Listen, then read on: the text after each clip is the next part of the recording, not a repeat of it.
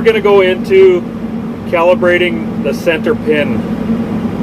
Again, this center pin calibration should be done every time you do a new profile, you update software, or an addition of a new tank onto the drill.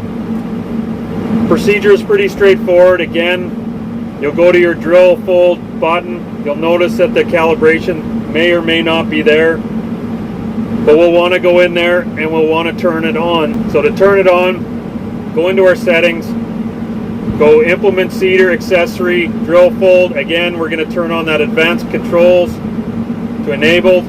Go back to our run screen, and now you'll see our calibration button is there. We'll hit our calibration button, and here's where we can set our pin position. So we want to make sure that when we do this, that our machine is either in full transport mode or full field position, and not in the middle of folding or unfolding.